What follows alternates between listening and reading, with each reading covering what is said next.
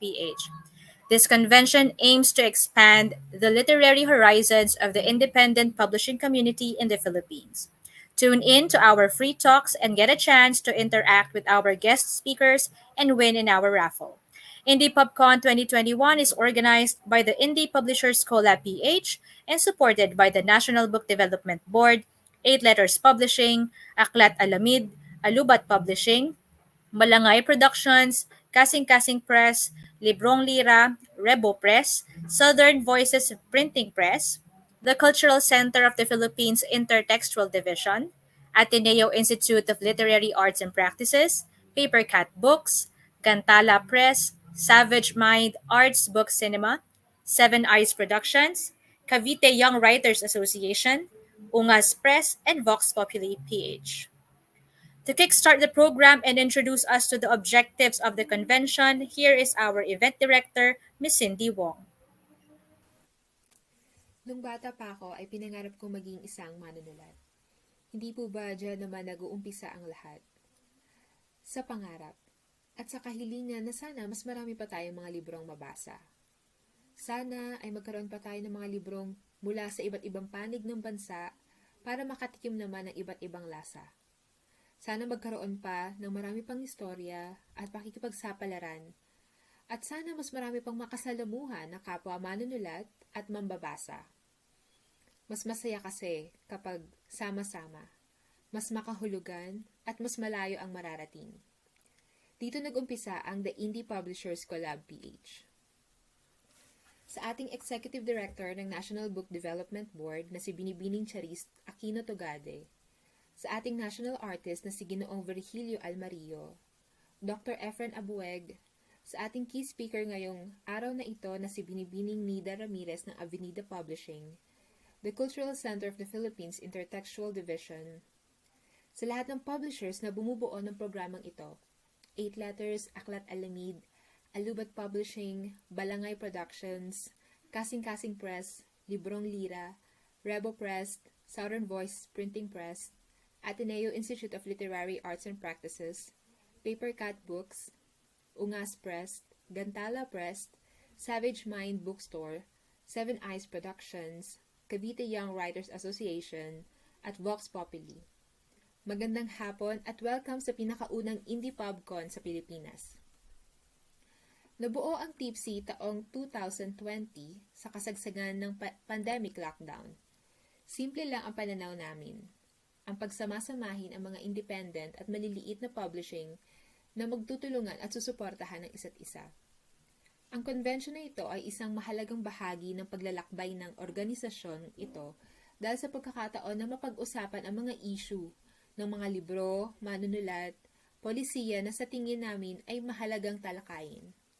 Ito rin ang pagkakataon namin para palakasin natin ang komunidad ng mga independent writers, designers, bookmakers, kung saan pwede kaming humugot ng inspirasyon at maibahagi din ang aming karanasan. Maraming salamat sa National Book Development Board dahil naisakatuparan din sa wakas ang programang ito. Sa loob ng 5 araw, mapapanood ninyo ang mga programa na tatalakay sa mga sumusunod. Pagbali sa utos ng hari, malayang paglalathala bilang dialogo kontra gahum, legalities of indie publishing, how indie are you, the evolution of indie publishing from physical to digital spaces, indie on the cutting edge, the journey from being a writer to a publisher, the art of anthologizing, lipad sa Ranggola abutin ng mga pangarap para sa batang mambabasa, at sa tulong ng Cultural Center of the Philippines Intertextual Division, magkakaroon naman ng iba't ibang talks tungkol sa mga bagong libro na ilalathala ng aming mga publikasyon. Sa unang pagkakataon ay magbubukas din kami ng mga Zoom rooms kung saan maaari niyong makausap ang iba't ibang publication kung nais niyong mag-publish o mapabilang sa mga ito. Magkakaroon din ng munting paraffle kung saan pwede kang manalo ng book vouchers na pwede mong gamitin sa pagbili ng aming mga libro. Nung bata pa ako ay pinangarap kong maging isang manunulat. Ako ay isang magiging ganap lamang na manunulat kung may mga mambabasa ng aming mga libro. Ito ang pinaka-importante sa lahat. Ang masuportahan sana natin ang mga lokal na manunulat sa pamamagitan ng pagtangkilik ng kanilang mga libro. pumunta lamang po sa linktree/INDIEPUBCON-PH. Makikita niyo po yan sa inyong mga screen. Ayun lamang po, maraming salamat. Sana ay ma-enjoy nating lahat ang INDIEPUBCON 2021. Mabuhay tayong lahat. Ang susunod yung mapapanood ay mga introduction ng mga miyembro ng the Indie Publishers Collab-PH.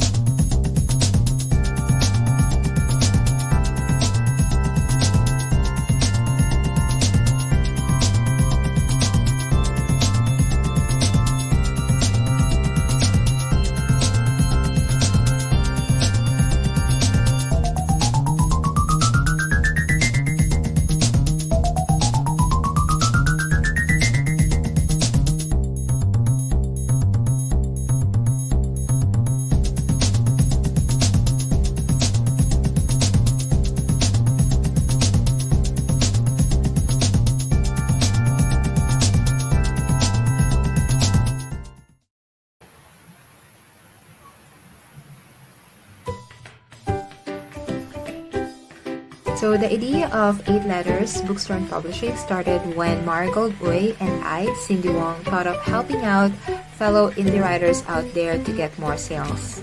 So we were also indie writers ourselves, and we thought it's so hard to sell books, especially when you don't have a big fan base. So at that time, that was 6 years ago, we thought, okay, why not we put these books in a box and supply them to different cafes in Manila. It was an experiment, and so we built these boxes and contacted different cafes and ran the program for 1 whole year. We were hoping that when people see these books in a place where they could usually chill, relax, they'll find these books and hopefully they'll buy them. Because being in mainstream bookstores would cost us a lot of money, and based from experiences, it's not very sustainable for small publishers like us. So like most startups, we failed, unfortunately, because we realized that people go to cafes to chill and eat and to talk and not really to read books. So we decided to change our strategy.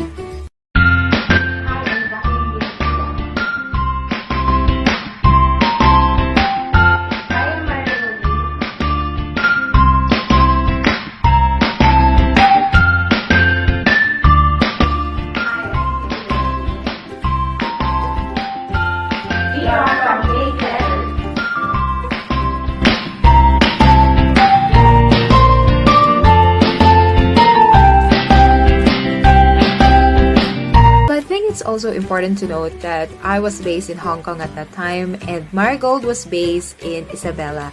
So she would drive for 1 whole day just to get to Manila, and I would fly for a couple of hours. And I think that speaks a lot about our passion for what we were doing. And so over the years, we collaborated with fellow writers, we launched books, organized literary festivals, Also writers retreats, there were also workshops, and that's how we fostered our community. Habang ako'y ipunin na sa bote ang lahat ng ating naramdaman. Idaan na lang. Were there times when we wanted to give up? Wow, absolutely. Marigold would go on hiatus, I would focus on my full-time job, but eventually we will find ourselves weeks later, getting back to it again.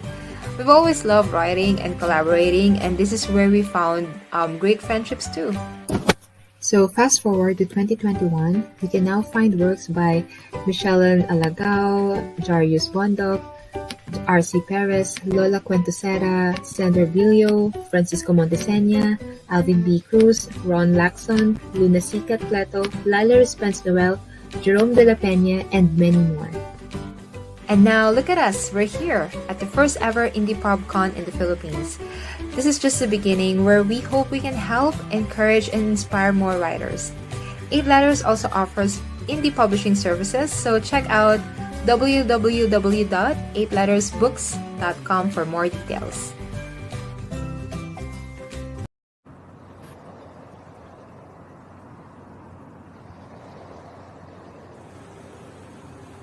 Ano nga ba ang silbi ng balangay sa panahon ngayon?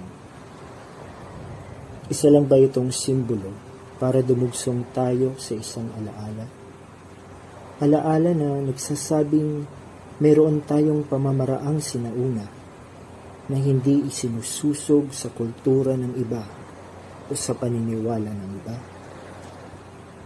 Sa pagbubuo ng isang balangay sa panahon ngayon, hindi natin ito dadalhin na isa lamang simbolo o isang alaala. Kasama nating ipinapakang sa pinakakatawan ng bangkang ito ang paniniwalang mas alam natin ang ating karagatan at mga baybaying nilulungsaran. Sa paggawa ng balangay ay ibinabalik natin ang gaod sa sarili nating kakanyahan. Ito ang paniniwala ng isang balangay media productions na dapat pinagtitibay ang panitikan at pagbabasa kung saan dapat na una itong umuugat sa sarili nating pamayanan sa bayang pinagmumulan ng mananalat. Ito ang pinaniniwalaan naming timon kung bakit mapapahalagahan ng mga pamayanang ito ang sarili nilang panitikan at mga manunulat, at kung paanong makikita nila na nararapat maging gawaing pampamayanan ang paglalathala at paglilimbag ng aklat. Ito ang pamamaraang sinauna na gustong ipagpatuloy ng balangay sa ngayon, ang paglalayag sa loob. Sa ganitong paraan, ay dadaong tayo sa isang pamayanang may pagmamahal sa sarili at may tiwala sa sariling kakayahan.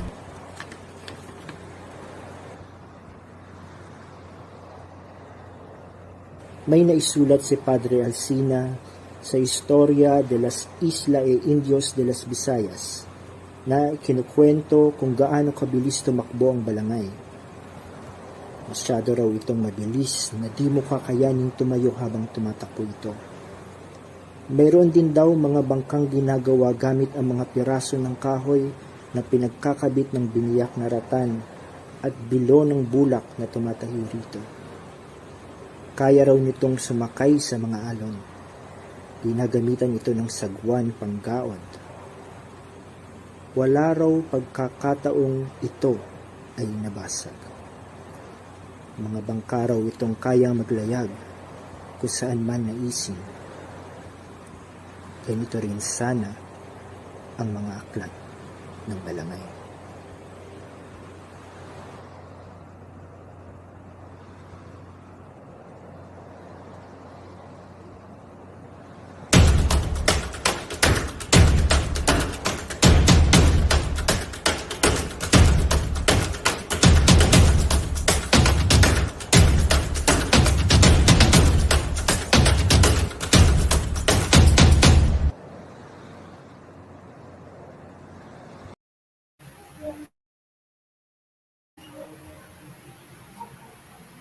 The convention will not be complete without messages from the pillars of the nation and champions of Philippine literature. Please welcome our Vice President, Ms. Lenny Robredo.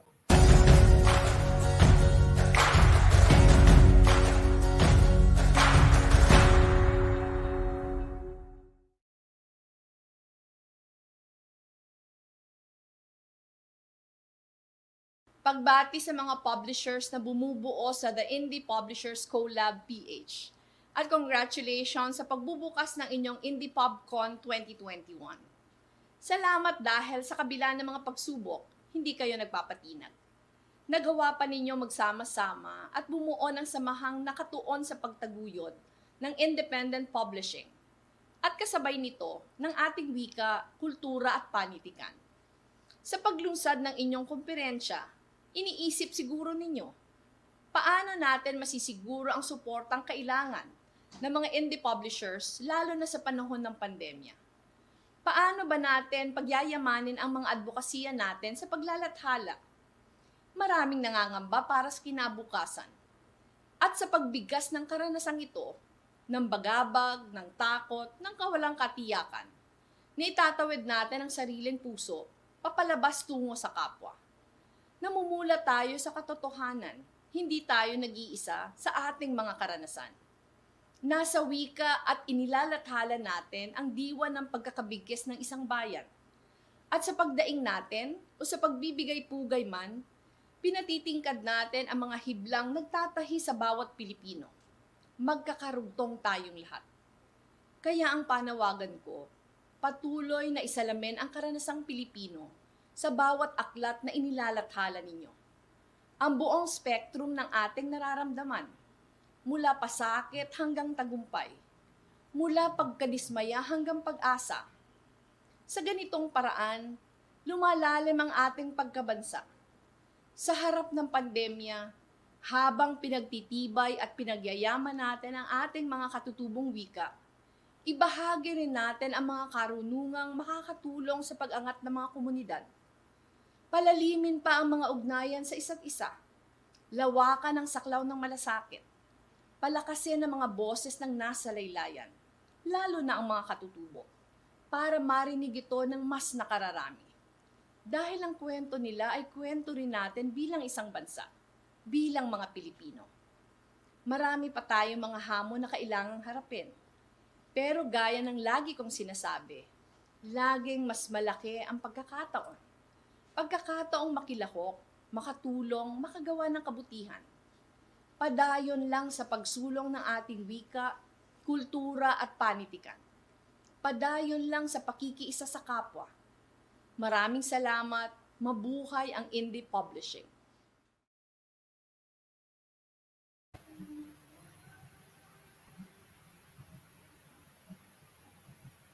We are likewise grateful for the message from our next speaker, National Artist for Literature, Mr. Virgilio Alvario.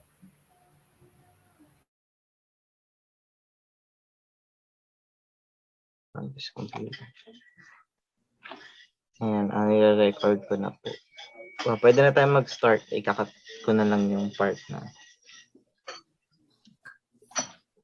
Game na. Okay po. Maligayang bati sa the Indie Publishers Collab-PH. Napakaganda ng inyong proyekto. Mahalaga lalo na sa panahon ito. Personally, naniniwala kasi ako na may espasyo para sa mga indie publishers. Hindi dapat na monopolize lang ng malalaking publishers ang publishing sa Pilipinas. Dahil hindi naaabot ng mga legitimate publishers natin ang maraming sektor ng ating lipunan. At nandito ang aking pag-asa para sa mga indie publishers. Kayo ang lilika ng bagong market para sa ating mga libro, para sa ating mga writers, para sa ating literatura.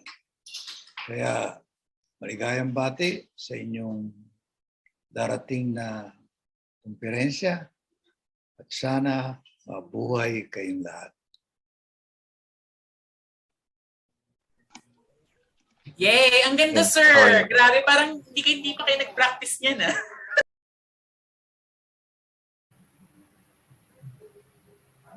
Anyone who has studied Philippine literature has heard of our next speaker.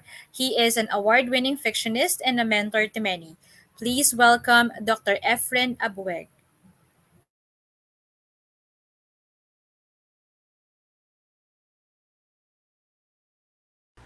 Una na ang mainit na pagbati ko sa pagkakaisa ng mga publisher na independyente sa Indie Publishers Collab-Philippines para sa panitikan at iba pa.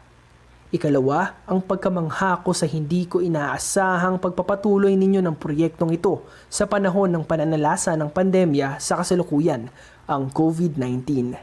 Ikatlo, ang paghanga ko dahil sa patuloy ninyong pananaliksik o research sa paggalap ng impormasyong hindi namin nagawa noong mga araw na nagsimula kaming magsulat sa pagkaunawang walang sino mang publisher na maglalathala ng aming mga obrang likha ng mga kaisipang bagito pa para sa larangan ng panitikan.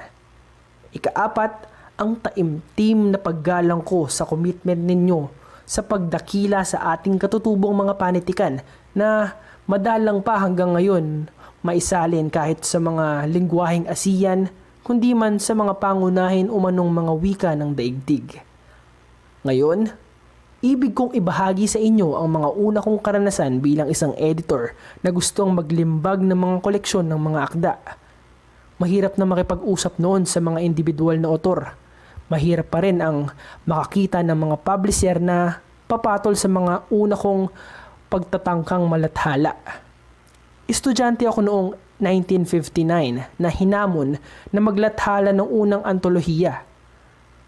Mahirap nang mangolekta ng mga nagwaging piyesa sa mga timpalak pampanitikan ng mga bagong manunulat sa mga kolehiyo. Mahirap pang maghanap ng publisher na magbabasa ng koleksyon ng mga akda, tula, sanaysay at maikling kwento. Isiping isang buwan ko rin na niligawan ng isang malaking publisher sa Caloocan nang ilathala niya noong 1959 ng mga piling akda ng Kadipan, kapisan ng aklat, diwa at panitik, samahang pampanitikan sa 17 universidad at kolehiyo ng ating bansa. 3 taong nagwagi sa patimpalak na pangkolehiyo ang nilalaman ng librong iyon. Inakala kong solo kong nakumbinsi ang publisher nang ilathala niya ang nagkagantimpalang mga akdang iyon. Ngunit 2 pa lang padrino ang namamagitan. Matataas na opisyal ng Suryan ng Wikang Pambansa noon, Komisyon ng Wikang Filipino ngayon. At ilang taon bago masundang malathala ang isa pang libro na ako ang editor. Manunulat. 1970, 10 taon.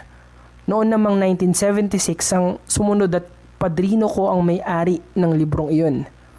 6 na taon ang pagitan ng 2 kong libro na ako ang editor. Ngayon, maraming publisher, malalaki at may reputasyon. Malalathala ka kung kilala ka sa larangan ng panitikan.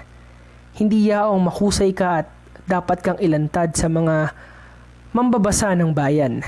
Maluwalhating pagbati sa mga haligi ng The Indie Publishers Collab-Philippines.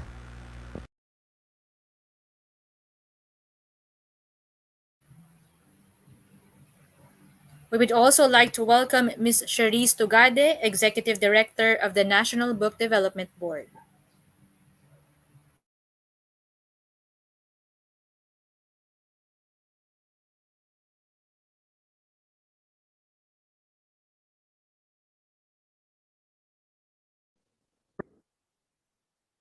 Thank you very much. Again, my name is Charisse. I'm of the National Book Development Board. We would like to thank you for inviting us, but most importantly, we are so thankful for this collaboration with you, the Indie Publishers Collab, or TIPC.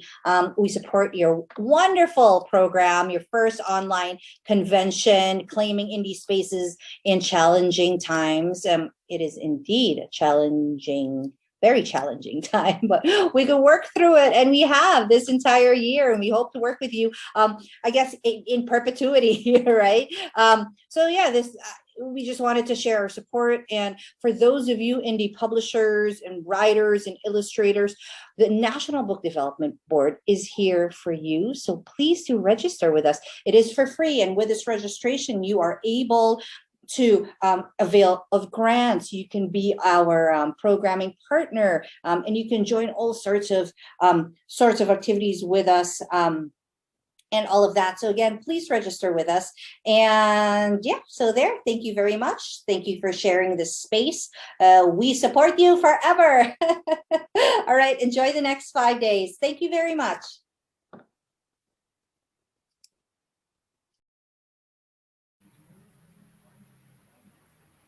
Indie publishing goes a long way back. It has evolved over the years thanks to the digital revolution and emergence of technology to support this feat of veering away from the traditional and the established.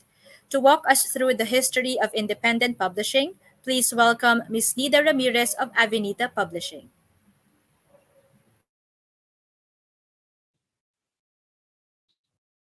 Magandang araw ng Biyernes po sa inyong lahat. Isang napakalaking karangalan para sa akin na magbigay ng keynote speech para sa pagbubukas ng INDIEPUBCON 2021. Uunahin ko ng isang masigabong pagbati sa mga organizers at sa mga kasaping indie publishers. Nakakabilib at talagang very inspiring ang mga nagagawa at magagawa pa ng the Indie Publishers Collab-Philippines o TIPC. Napakagandang patunay ito na malayo ang mararating kapag nagbubuklod at nagkakaisa. First time ko pong magde-deliver ng speech, tapos keynote pa. Kaya nagpatulong ako kay Ronald Verso ng Balangay kung ano nga ba ang dapat mga sasabihin ko. Ikwento ko raw ang pagsisimula ko sa publishing para magsilbing guide at inspirasyon sa mga kasaping independent publishers ng TIPC. Sa totoo lang po ay laging naiilang akong ikwento ang pagsisimulang ito. Hindi naman kasi ito kwento ng pangarap na natupad o successful business story na may ideal roadmap o yung mga tipong pang-business seminar. Una na kasi, hindi ko naman po talagang pinlano na maging publisher. Dala lang lahat ng pangangailangan. Ito kasi ang naisip kong isa sa mga pwedeng solusyon sa tanong ng boss ko dati kung ano ba ang mga pwedeng gawin para tuloy-tuloy ang takbo ng mga makina ng imprenta. Lalo pa at may pagka-seasonal ang mga trabaho namin. This was in 2000. That time, fan na po ako ng Bobong Pinoy website. At sinabi nun ni Baboong na gusto niyang maglabas ng libro. Ang talagang gustong ipagawa ng aking boss ay isang magazine na monthly or weekly. Yung peg niya, yung Reader's Digest. Ako, di ko carry ang ganun kalaking sakit ng ulo. Kaya sabi ko sa kanila, tamang-tama na sumubok muna kami ng isang libro. At kapag okay ang naging resulta nito, gumawa ulit ng pangalawa. Kung hindi naman okay, at least hindi rin ganun kalaki ang magiging palo. Personally, win-win solution ito para sa akin. Dahil at the same time, makakatrabaho kong idol ko. And the rest, as they say, is history. Pangalawa, dahil may una kanina, hindi rin kasi ako ang tipo ng tao na mahilig magplano ng future. I either live the day kapag okay ang mundo, or just try to get through the day kapag di gaanong matino. I deal with things as they come. I enjoy discovering things along the way, making mistakes, and learning from them. Hindi ko rin po pangarap maging mayaman, mga tipong Jack Ma, or magkaroon ng Fortune 100 company. So medyo gets nyo na kung bakit hindi ideal na pang speech ang mga kwento ng pagsisimula ko sa publishing. Kumbaga sa manuscript proposal, hindi ito marketable, hindi relatable, o inspiring man lang na kwento. At dahil dyan, I will just share what I think are the principles or life lessons that work for me in my publishing journey. Kapag may mga desisyong kailangan gawin o komplikadong problemang dapat ayusin, ang mga gabay na ito ang binabalik-balikan ko. Hindi man silang exact solution, laging nakakatulong sila para gawing mas malinaw ang daan na dapat piliin. Una na rito, there is no single way of doing something.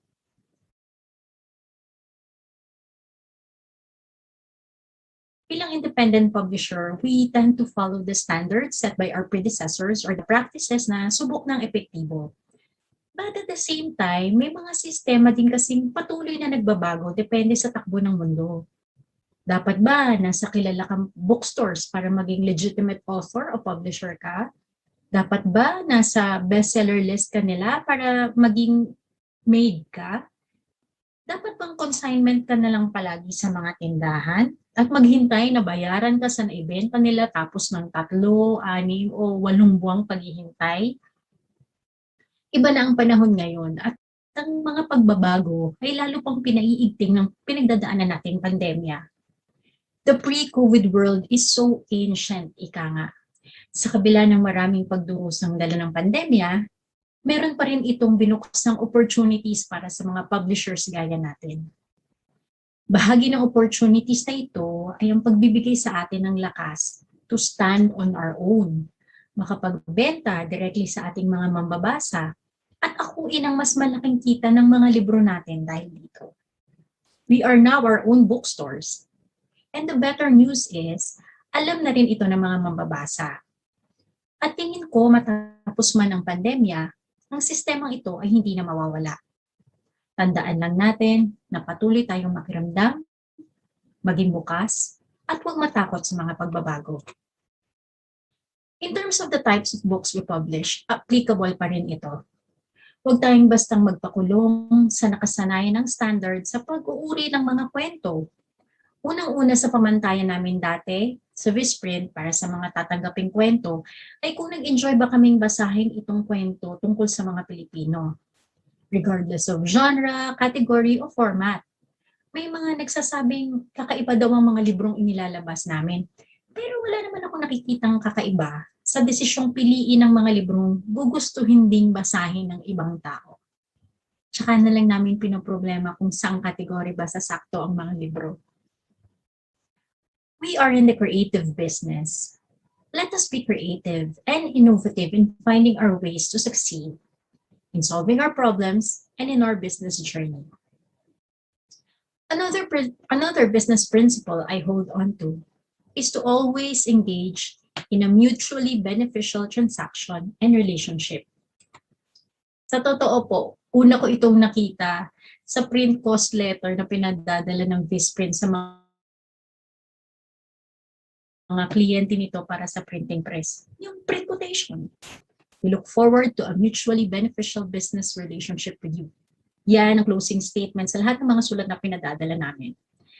Tila ba pagpapaalala sa magkabilang panig na anong man ang maging transaksyon nila, dapat pareho silang makinabang.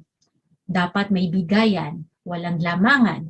Kapag may mga dapat pagdesisyonan, hindi lang ang pansariling kapakanan ang titingnan.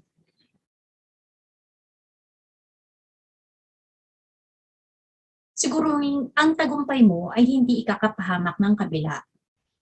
With are those who have been considerate of our situation and those who we have extended our considerations to. Dahil kapag bukas ang pagbibigayan ng dalawang partido, hindi lang kayo magkaramay sa paglutas ng problema. Magkasalo din kayo sa tagumpay. Ngayon, sa Avenida, kailangan na naming magpa-imprenta ng aming mga libro. Di kasi gaya dati sa Visprint, in-house ang printing. Isa ito sa mga nakakapanibagong proseso na kailangan kong gawin sa pagsasarili ng publishing house. Nakakapanibago, nakakanerbyo sa umpisa, yung kawalan ng malaking kontrol sa production ng libro. May ilang imprenta kaming sinubukan at sa ngayon, meron na rin kaming suki. Hindi sila ang pinakamalaki o ang may pangalan. Pero sila ang nakakuha ng aming tiwala dahil ramdam mo ang concern nila na mapagbuti ang kalidad ng libro, na ayaw nilang mawala ang magandang relasyon ninyo. Excited sila kapag may gusto akong bagong subukan o medyo kakaibang gawin sa libro. Sa iba kasi mas madali na sabihin lang na di namin ginagawa yan kaysa samahan kami sa paghahanap ng mga bagong paraan. Pinaka-applicable ang prinsipyong ito sa mga authors at komikeros na nakakatrabaho namin. Kung wala sila, wala kaming librong gagawin at pagkakakitaan. Walang negosyo. Mahalaga na may tiwala sila sa amin, hindi lang sa kakayahang mabuo at maibenta ang mga libro nila, kundi yung tiwala na pinapahalagahan namin sila. kinikilala ang laki ng role at ng responsibility nila sa ugnayang ito. That way, we both exert our best in every book that we publish. Sakop din ito yung pakikipagtransaksyon natin sa iba't ibang suppliers, designers, editors, at ahensyang involved sa publishing. Hanggat kakayanin, we try to give them what is due. Lagi nating ini-aim na maging global ang standard ng mga libro at ng mga trabaho natin. Pero kaakibat ng pagtataas na ito ng kalidad ng ating mga produkto, kailangan itaas din natin ang respeto at pagkilala sa talent ng mga creative workers natin sa pamamagitan ng pagbabayad ng tama at on time sa kanila. Kapag ramdam ng lahat ang kahalagahan nila at ang lahat ay nakikinabang, mas marami tayong mapapagtagumpayan. At ang pinakahuling pinaniniwalaan kong gabay ay okay lang magtanong at humingi ng tulong. We were made to believe that everyone else with the same business as ours is a competitor. That by asking and seeking help, we become inferior. That helping other publishers will make them better than we are, or that we'll lose sales by doing so. Fake news po yan. It is okay to seek help and give help. Hindi lang iilang beses na may mga sistemang naituwid at naiayos ang ating industriya dahil may isang nagtanong o nag-question ng kalakaran. Whether taxes, government procedure, o kahit pamalakihang event. One question will lead to discovering that it is actually a shared concern by most, if not all. At dahil doon ay nagkakaroon ng pagkakaisang tugunan ito at ayusin. Mayroon at mayroong makikinig. Mayroong sasagot at mayroong tutulong.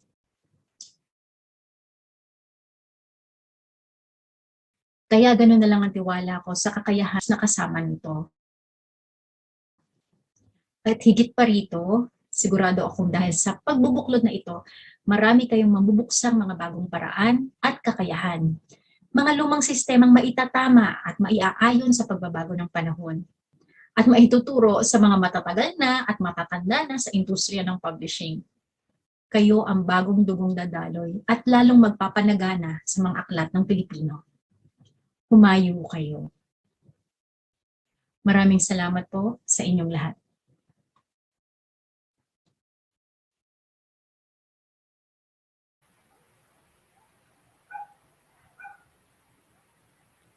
To cap off the first part of the program, may we again call on Ms. Cindy Wong of 8 Letters Publishing to read the statement of the Indie Publishers Collab-PH on the campaign to ban books and materials in libraries. Okay, so here's the statement of the Indie Publishers Collab-PH on the NTF-ELCAC initiated campaign to ban books and materials in libraries. The Indie Publishers Collab-PH joins the Book Development Association of the Philippines and numerous academics, educators, party list, and people's organizations in condemning the campaign to ban in school library books deemed subversive at the instance of NTF-ELCAC or the National Task Force to End the Local Communist Armed Conflict. This campaign of suppression goes along with the worst that the Filipino people have suffered under the current global COVID-19 crisis. A quick disposition to suppress civil liberties by authorities supposed to serve the public, the denial of full information to all on matters of public import, and the nonchalant shredding of the Constitution enabling freedoms and the rule of law. We, members of TIPC-PH, comprising mostly of small and independent publishers, strongly look at these incursions as needless, oppressive burdens that add to what we and the Filipinos at large are already suffering. Already reeling from economic hardships brought about by lockdowns these past many months, these suppressive measures are terrible nuisances as well on our abilities to serve the Filipino reader in exercising our right to freedom of expression. And to create materials often unconventional, non-establishment, even countercultural and radical, to spark creative, critical, and redemptive thinking and action. The Filipino people have no need to these impositions.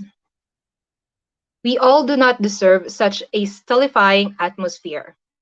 Among many of the books targeted by the NTF-ELCIC are public documents enshrining significant gains in the Filipino people's pursuit for a just peace, some of them among the world's template-worthy and best agreements forged in a peace process, and required reading, in fact, even among police and military personnel. Like the Comprehensive Agreement on Human Rights and International Humanitarian Law, is the NTF-ELCAC now allowed to usurp and violate the powers vested in other government agencies and branches of government?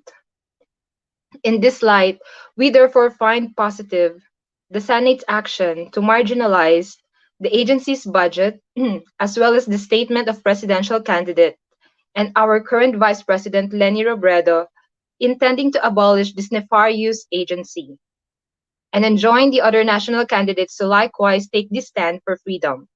As we begin our INDIEPUBCON 2021 today, TIPC-PH intends to work with all freedom-loving Filipinos in pushing back such measures that smack of militarism and corruption. Together with the Filipino people, we will have none of it. We will rage against the dying of the light. Thank you.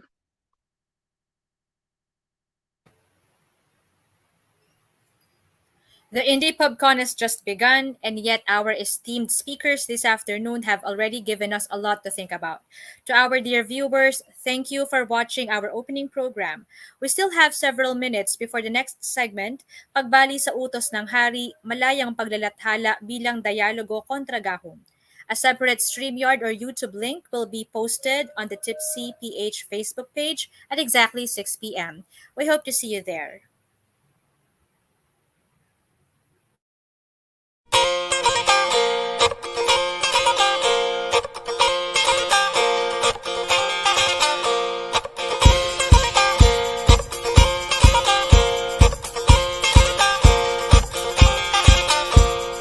Ating ipag-iwan